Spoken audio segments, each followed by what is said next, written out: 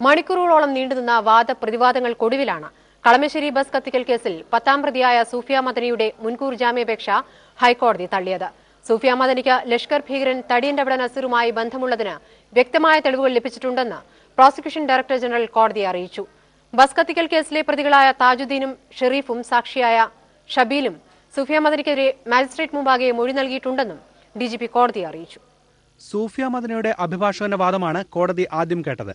സൂഫിയെ പ്രതിയാക്കിയതിൽ ദുരൂഹതയുണ്ടെന്ന് അഭിഭാഷകൻ വി ചിദംബരേഷ് വാദിച്ചു. ഈ വർഷം ഫെബ്രുവരി 19 പോലീസ് കുറ്റപത്രം സമർപ്പിച്ച കേസിൽ തന്റെ കക്ഷിയെ പ്രതി ചേർത്തത് എന്തടിസ്ഥാനത്തിലാണെന്ന് വ്യക്തമല്ല.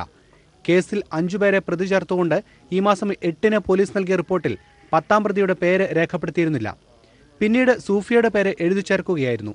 ഇത് ദുരൂഹമാണ്. അന്വേഷണ ഉദ്യോഗസ്ഥന് മുമ്പാകെ എപ്പോൾ വേണമെങ്കിലും ഹാജരാകാൻ തയ്യാറാണെന്നും അഭിഭാഷകൻ അറിയിച്ചു. തുടർന്നാണ് സർക്കാരിന്റെ വാദം തുടങ്ങിയത്. സൂഫിയ മദനിക്ക് കേസുമായി ബന്ധമുള്ളതിന്റെ തെളിവ് എപ്പോഴാണ് പോലീസിന് ലഭിച്ചതെന്ന് ജസ്റ്റിസ് കെ ടി ശങ്കരൻ ആരാഞ്ഞു.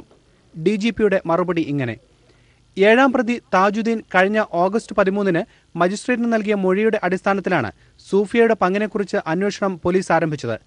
കേസിലെ പ്രതികൾക്ക് സൂഫിയ നിർദ്ദേശങ്ങൾ നൽകിയിരുന്നു. ഇക്കാലയളവിൽ പ്രതികളുമായി മൊബൈൽ ഫോണിൽ നിരന്തരം ബന്ധപ്പെട്ടിരുന്നുവെന്ന് ഫോൺ കോളുകൾ പരിശോധിച്ചതിൽ നിന്ന് വ്യക്തമായി. കശ്മീരിൽ സൈന്യവുമായുള്ള ഏറ്റുമുട്ടലിൽ കൊല്ലപ്പെട്ട അബ്ദുൾ റഹീം, മജീദ് പറമ്പായി, സാബിർ, ഇപ്പോൾ ബാംഗ്ലൂർ പോലീസിന്റെ കസ്റ്റഡിയിലുള്ള താജുദ്ദീൻ എന്നിവരുമായി സൂഫിയ നിരന്തരം ബന്ധപ്പെട്ടിരുന്നു. കളമശ്ശേരിയിൽ ബസ് കത്തിച്ച 2005 സെപ്റ്റംബർ 9 രാവിലെ 7:30 സൂഫിയ മദനി താജുദ്ദീന്റെ മൊബൈൽ ഫോണിൽ വിളിച്ചു.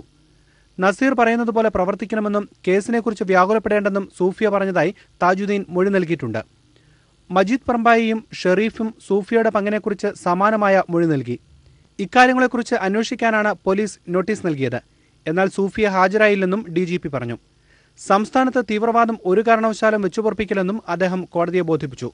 രാജ്യസുരക്ഷയും ജനങ്ങളുടെ സുരക്ഷിതത്വവുമാണ് പ്രധാനമെന്നും സർക്കാർ വാദിച്ചു. മനോരമ ന്യൂസ്,